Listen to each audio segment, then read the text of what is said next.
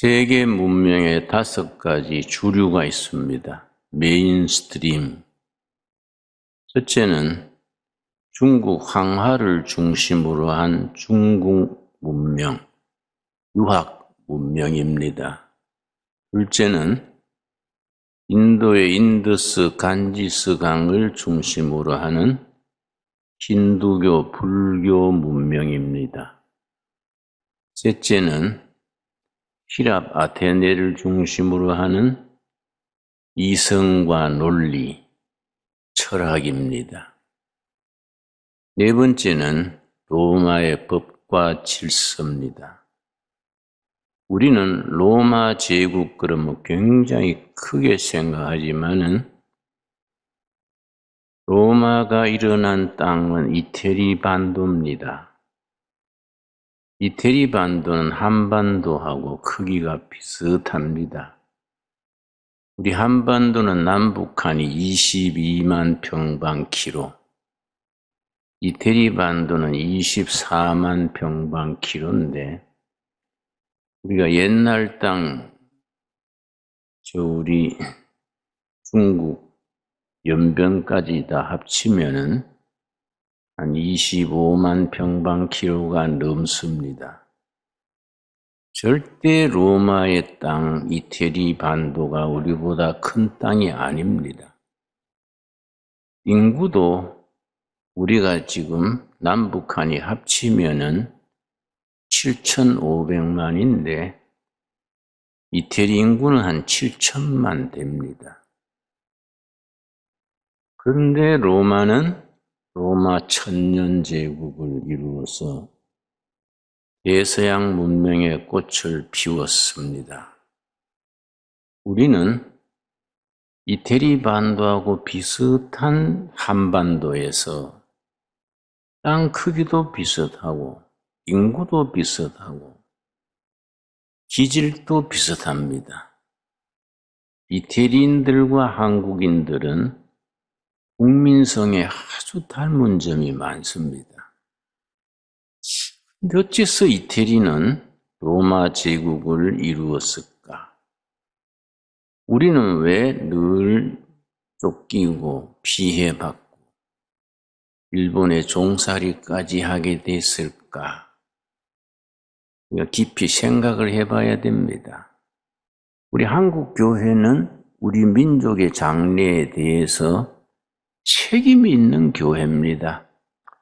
하나님께서 우리 교회를 통해서 이 나라 이 백성들을 새롭게 하려는 하나님의 뜻이 계신 줄 믿습니다. 그리고 우리가 북극의 얼음이 자꾸 녹기 때문에 지금은 북극의 얼음이 석 달만 옵니다. 그런데 얼음을 깨고 배가 나가는 배를 쉐빙선 그래요. 쉐빙선. 북극의 얼음을 깨면서 배가 물건 싣고 가면은 인도양으로 가는 직금 수송선보다가 기간이 3분의 1이 단축되고 비용이 단축된다 그럽니다. 지금은 스에즈 운하가 너무 거기 교통체증이 와서 옛날 며칠 기다려가지고 통과한다 그럽니다. 그런데 우리가 북극 항로가 개척되면 시간도 3분의 1이고 비용도 절반이고 아주 문명이 달라지는 거지요. 그래서 우리 한국은 앞으로 큰 길이 열리게 돼 있습니다. 지금 소련 푸틴은 시베리아 철도를 북한 국경까지 크게 철도를 확장해 놓고 북한이 길이 열리도록 기다리고 있습니다. 북한만 허락되면 부산서 출발했는 기차가 유럽까지 뻗어가는 거이지요. 그리고 이제 베링 해협이라 그럽니다. 소련 시베리아와 미국 알래스카를 가로짓는 그 해협이 베링 해협인데 거기 아주 붙어 있습니다. 거기에 다리를 놓으면은 우리가 서울에서 차가 출발해서 그 베링 해협의 다리를 통해서 미국까지 그냥 우리가 갑니다. 그날이 다가오는데 분명히 이루어집니다. 그거는. 소련이 그걸 간절히 원하고 미국도 동의하고, 근데 중간에 김정은이가 가로막아 가지고 그게 이루어지지 않고 있는 거지요. 그것만 제거하면 5,000년 내에 우리 국운이 열리는 겁니다. 그러니까 우리가 유럽으로 그냥 통하고 미국까지 자동차로 가고 그렇게 하면은 우리 한국 교회가 세계 선교에 뻗어나갈 수 있습니다. 교회사를 보면은 선교를 열심히 한 민족은 하나님이 반드시 축복하십니다. 그 교회와 그 민족은 꼭 번영하게 하십니다. 지금 전 세계에서 선교사 숫자가 인구 비례로 한국이 제일 많습니다. 우리가 선교사가 한 25,000명 되는데 어려운 조건에 25,000명의 선교사를 보냈다는 건 기적이지요, 기적. 이건 세계 사상 그런 사례가 드뭅니다. 하나님께서 우리가 세계 선교할 수 있도록 통일도 이루어 주시고 길 열어 주실 줄로 믿습니다. 자, 그런 우리가 민족적인 비전을 가져야 됩니다, 우리가. 그래서 한국 교회 역할이 대단히 중요하지요. 요즘 교회가 뭐 코로나니 뭐 비대면 예배니 이래가 주춤합니다마는 코로나 이거는요, 유럽 국가들은 벌써 이거는 계절성 독감이다 평가절하해가지고 유럽이나 미국은 마스크도 안 쓰고 식당도 다 개방하고 이건 독감이다, 독감. 그래서 싱가포르 같은 나라는 코로나 걸리면 아스피린 하나로 다 해결합니다. 아스피린만 먹으면 끝난다.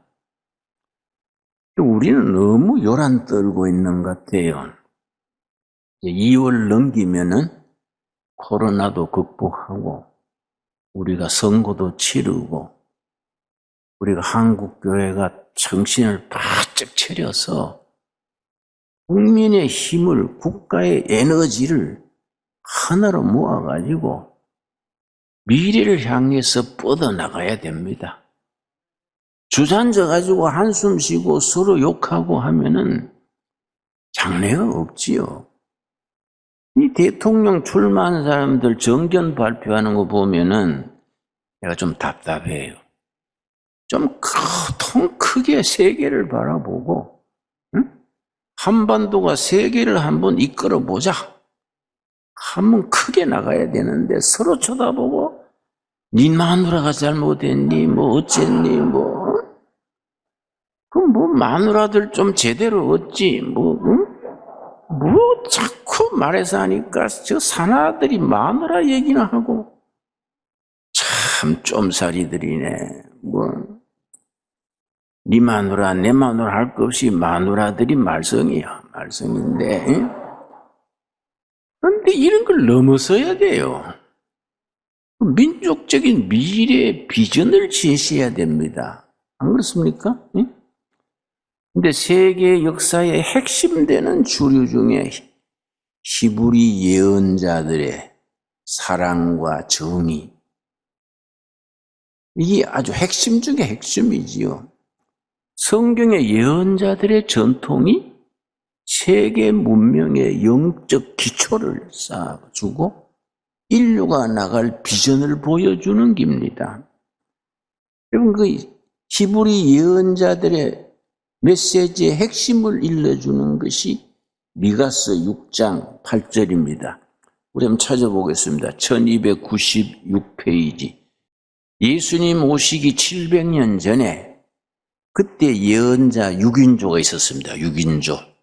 아모스, 호세야, 이사야, 미가, 요나, 요엘. 예수님 오시기 700년 전 BC 8세기에 이스라엘 예언자 6인조. 그 6인조의 메시지를 딱 종합해서 간결하게 쓴 사람이 미가입니다. 미가의 6장 8절입니다. 사람아, 주께서 선한 것이 무엇임을 너게 보이셨나니. 하나님이 뭘 원하신다? 하나님이 원하시는 게 뭐다? 보여줬다. 예언자들을 통해서 보여줬다. 여호와께서 너게 구하시는 것은 오직 정의를 사랑하며, 아모스의 정의입니다. 사회 정의, 소셜 자스티스. 아모스입니다. 아모스 6장에 정의를 강물처럼, 공의를 개울물처럼 흐르게 하라. 멋있는 말씀이지요. 기독교는 정의입니다. 정의. 그 다음에 인자를 사랑하며, 호세아의 사랑입니다. 사랑. 인자란 말에 줄을 표시를 하세요. 인자. 히브리말로 헤세드인데, 헤세드. 성경 전체 중에서 하나님의 마음을 가장 정확하게 나타낸 단어가요, 헤세드, 인자입니다. 인자. 사람을 불쌍히 긍휼히 보시고 고생하는 인간들을 향해 하나님의 인자하심. 아이고, 저 인생들이 고생하는구나. 내가 구해줘야 되겠다. 인자입니다. 인자. 인자를 사랑하며 호세아입니다. 호세아. 겸손하게 너 하나님과 함께 행하는 것이 아니냐? 이사야의 거룩하신 하나님과 동행하는 삶. 이사야의 거룩한 하나님과 동행. 이게 이제 예언자들의 전통의 핵심이 됩니다. 자, 이사야에 대해서 우리 한번 보겠습니다. 이사야서 6장 3절 말씀. 이사야 6장 3절. 이사야는 왕족 출신입니다. 이사야가 활동했을 때 왕이 이사야의 사촌입니다. 사촌. 근데 그 나라가 기울어질 때에 불타는 마음으로 조국을 구하기 위해서 정말 침식을 잃고 나라 위에서 분투한 이사야인데, 이사야가 성전에서 하나님을 만난 겁니다. 6장 3절. 서로 불러 이르되 거룩하다, 거룩하다, 거룩하다. 만군의 여호와여, 그의 영광이 온 땅에 충만하도다. 거룩하신 하나님, 거룩하신 하나님, 거룩하신 하나님과 동행하는 삶. 하나님은 그걸 원하시는 겁니다. 그리고 하나님께서 물으십니다. 8절입니다. 8절. 오늘 우리들에게 물으시는 하나님의 질문입니다. 이사야 6장 8절. 내가 또 주의 목소리를 들으니 주께서 이르시되, 거룩하신 하나님께서 말씀하시되, 내가 누구를 보낼까? 내가 누구를 보내면 누가 우리를 위하여 갈까? 왜 우리입니까? 하나님은 한 분인데 왜 우리라 했습니까? 내가 누구를 보낼까? 누가 우리를 위하여 갈 것인가? 오늘 우리들에게 물으십니다. 왜 우리냐? 한 분 하나님이신데 성부 하나님, 성자 하나님, 성령 하나님, 우리입니다. 우리. 하나님이 공동체로 계시는 겁니다. 성부, 성자, 성령. 그래서 누가 우리를 위해서 갈까? 내가 누구를 보낼까? 그때 이사야가 뭐라 그랬습니까? 청년 이사야가, 내가 여기 있나이다, 나를 보내소서. 성경에 하나님이 인간에 대한 진실한 질문이 5가지 있습니다. 우리가 늘 마음에 새겨야 되는 하나님의 질문입니다. 첫째가 창세기 4장 9절입니다. 창세기 3장 9절. 하나님이 우리에게, 인간에게 물으시는 질문 5가지. 늘 그 질문에 대해서 우리가 영적으로 대답할 준비가 되어 있어야 됩니다.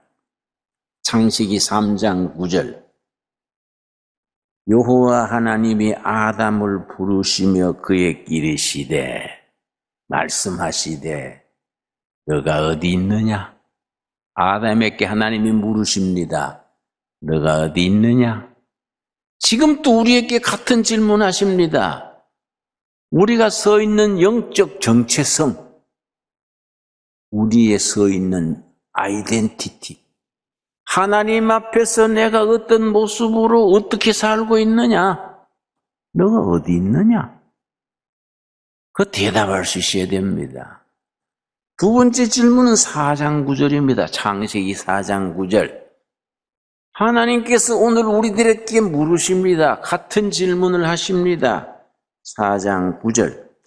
여호와께서 가인에게 이르시되, 말씀하시되, 너 아우 아벨이 어디 있느냐?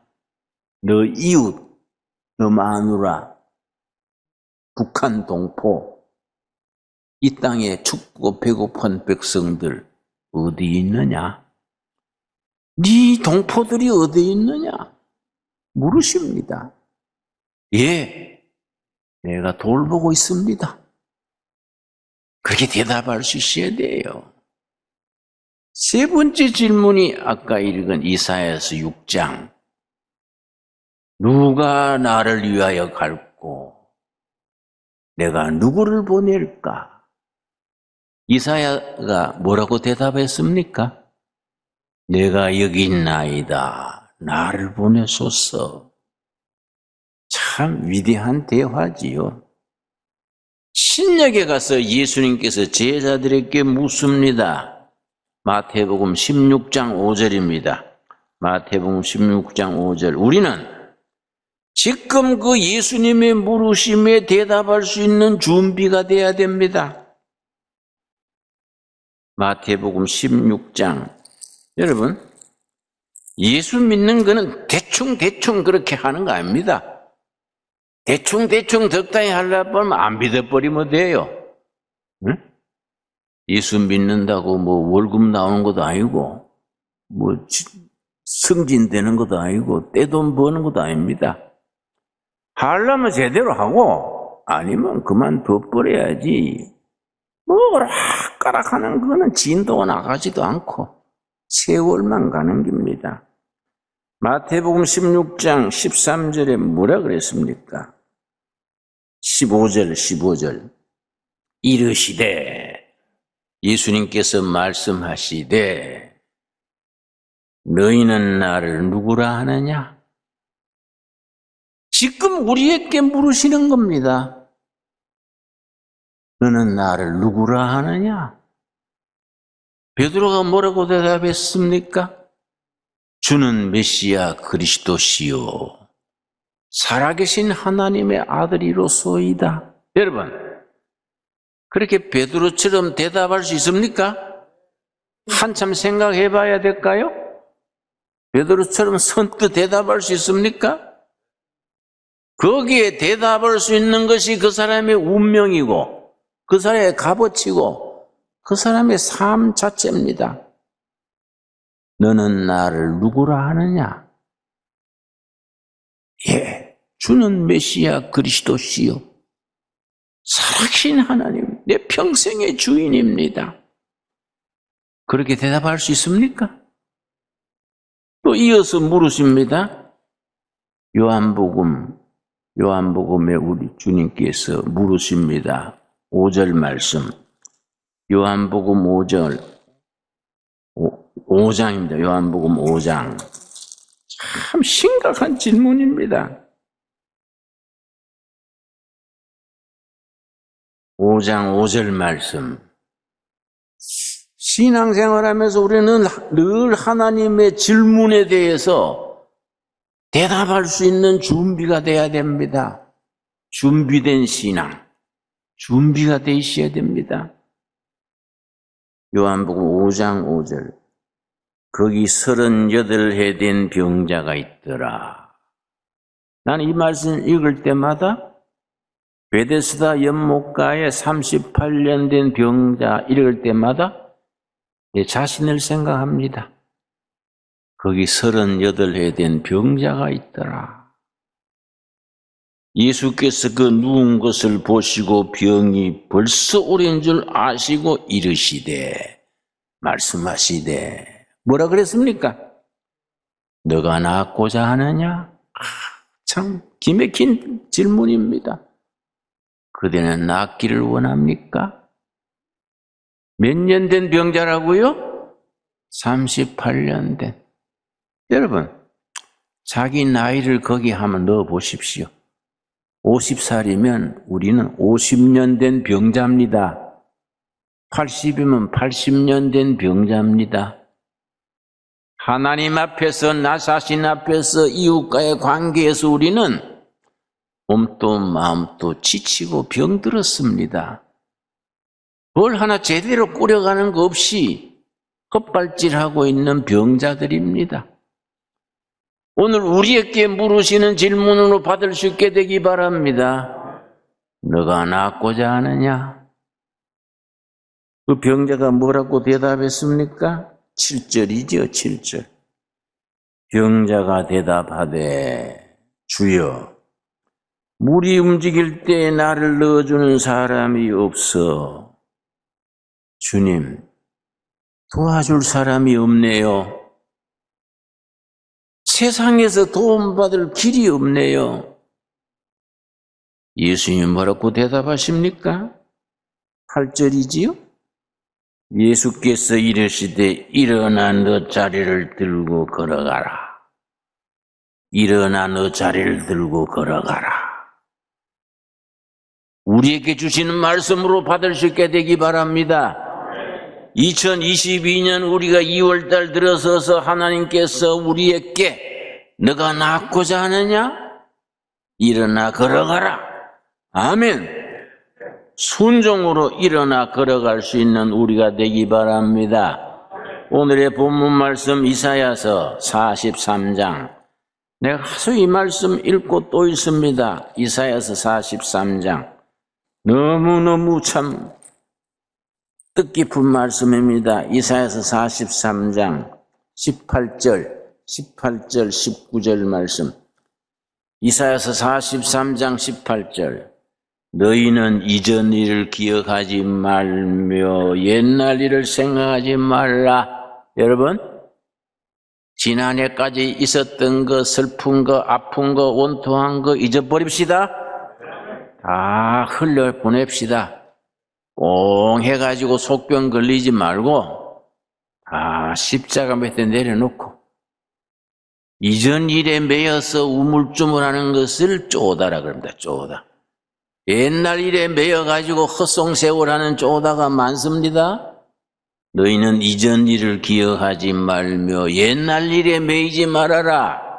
우리 주님이 뭐라 그럽니까? 성경이 뭐라 그럽니까? 19절입니다. 보라. 명령문이요. 명령문. 보라. 내가 새 일을 행하리라. 여러분, 이 문장의 구조가요. 행할 것이다가 아닙니다. 지금 행한다. 지금.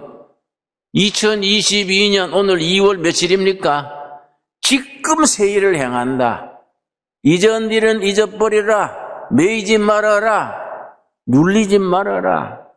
흘러 떠내려 보내버려라. 보라! 내가 새 일을 행한다. 사막의 길을 광야에 강이 물이 흐르게 하겠다. 여러분, 요한계시록 21장 마찬가지입니다. 요한계시록 21장 1절 말씀. 또 내가 새 하늘과 새 땅을 보니, 여러분, 우리 앞에 새 하늘과 새 땅이 기다리고 있는 줄 아십니까? 하나님이 준비해 놓고 계십니다. 새 하늘과 새 땅. 그리고 5절 말씀. 이사야서 21장 5절. 보좌에 앉으신 이가 이르시되 말씀하시되 보라.